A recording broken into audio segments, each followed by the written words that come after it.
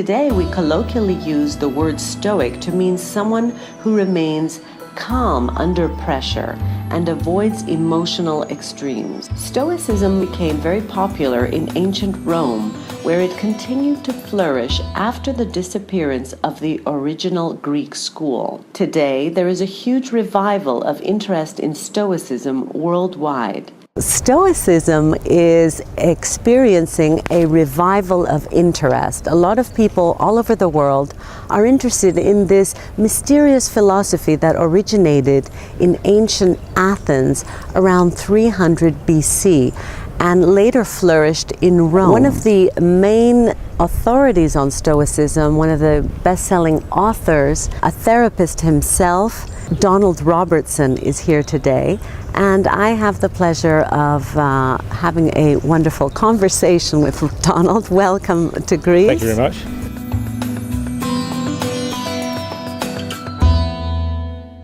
So, what first got you interested in Stoicism? When I was a young lad in Scotland growing up, I was interested in three things. I was interested in meditation, like Buddhist and yogic meditation and stuff like that, psychological techniques for personal development.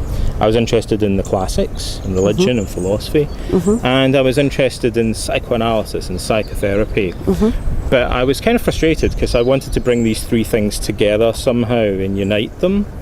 And so I studied philosophy at university, and it took me a while before I discovered the Stoics, but when I did, I realised that they kind of clicked and brought together these three things, because the Stoics had this philosophy that was also a kind of substitute for a religion in a way. It provided a whole set of values and a worldview, a way of life, and it also had this kind of therapeutic dimension to it that helped people, like CBT does today, to deal with their distressing emotions. It's interesting that you say that, because that's what attracted me to Stoicism too. I find it a very practical code of, it's like a moral compass that will help me make decisions better, be less anxious, and it's in a way, it's just a humanistic way of looking at life. I agree, and part of the reason that Stoicism has gone through this renaissance, there are multiple reasons. One is people are gradually sort of moved away from Christianity. People tell us, in the organisation that we run, we meet thousands of people interested in Stoicism, and one of the things that they say is it provides them with a secular alternative to Christianity, or they say they see it as a kind of Western alternative to Buddhism. And the explosion of CBT and evidence-based practice in psychotherapy has given Stoicism a kind of a support, a justification. So people say, well, maybe these techniques actually do work, because similar techniques in CBT, which was inspired by Stoicism, are scientifically proven to work. So that helps to kind of validate it in people's minds as a way of coping with stress and so on.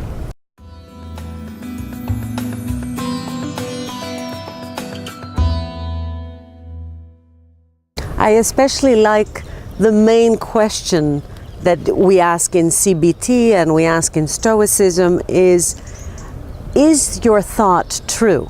Like, we question our thoughts. Before Stoicism and CBT, I used to think, well, if I think it must be so, and the ego is also involved, so I'm definitely right, he's wrong and I'm right, or I must be right about the way I think about my past, or the way I think about my future, the way I think about everything.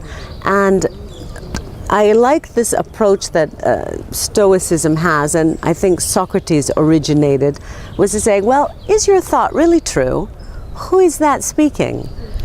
Is it a fact, or are you dramatizing? Are you generalizing?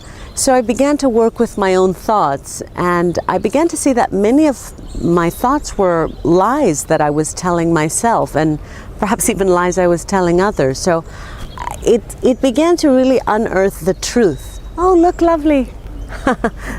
Perhaps it's the spirit of Socrates.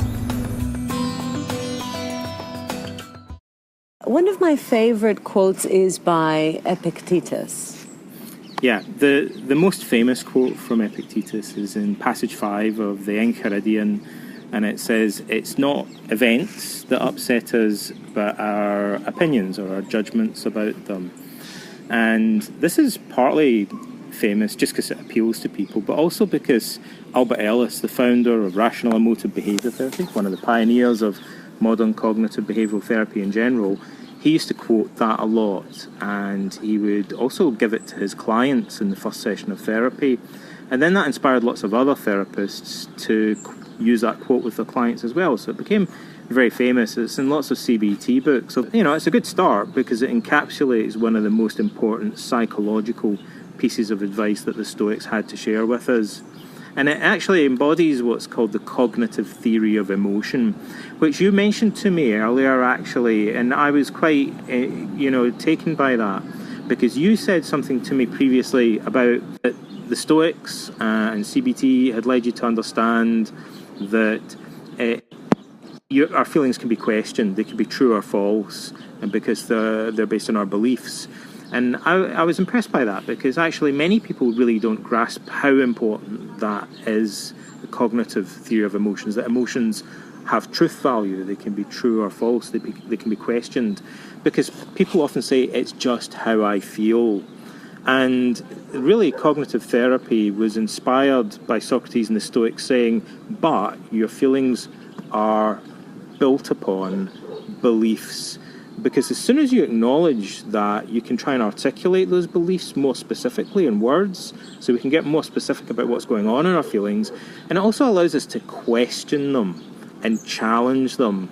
And that opens up a whole repertoire of therapeutic techniques. So that little insight itself, although it might seem like a trivial thing, is really the absolute foundation stone of the whole of cognitive therapy.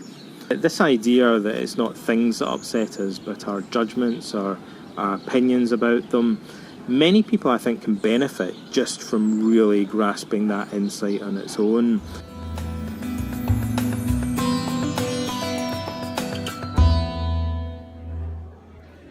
You were saying that Socrates gives very practical advice, that his advice is not only about the forms and the metaphysics. In fact, he's more practical than Plato. So what kind of advice would Socrates give? He was a very practical man, and that was what he was known for. That was why people celebrated him. And then it was really Plato that came along and made it academic, right, as the word implies.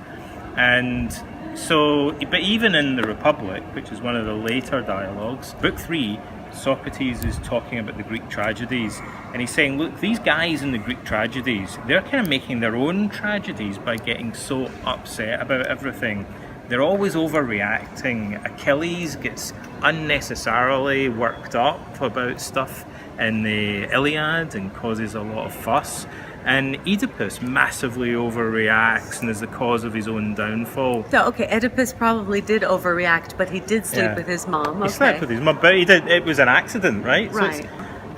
So Socrates says, look, these men are overreacting, and the wise man is very patient and doesn't overreact in the face of misfortune or adversity.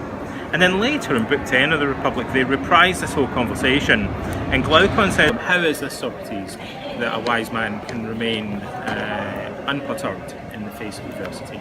And Socrates says, well, there are 4 things that he does. So number 1 is that he reminds himself he never knows for certain what's going to turn out good or bad in any given situation. So a common example today in therapy would be the client that gets made redundant or loses their job, and it seems like a catastrophe, but often it actually turns out to be the best thing that's ever happened to them.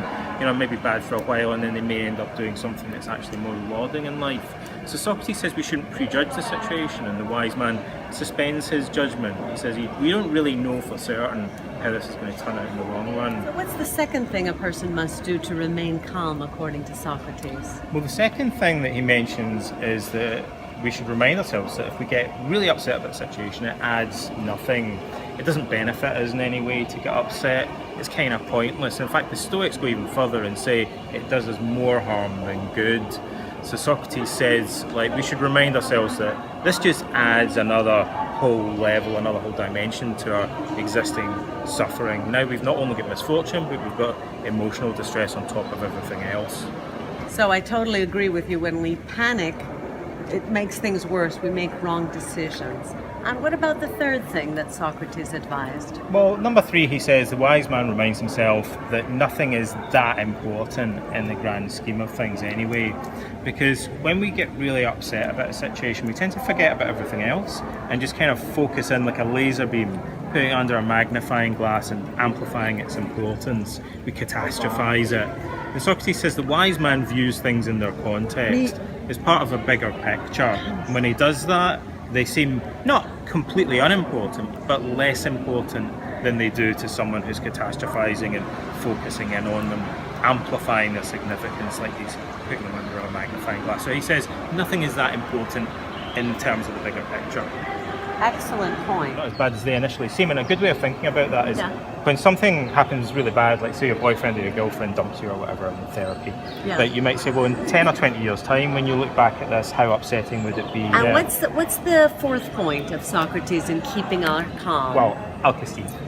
The fourth thing is my favourite thing, and Socrates says that number 4, the wise man reminds himself that when we get really upset about stuff, we prevent ourselves from doing the very thing that's most required in the face of misfortune, and that's to think clearly and rationally and to solve the problem. And Socrates says when you get really upset, it actually prevents you from being able to do that properly, so it's very counterproductive.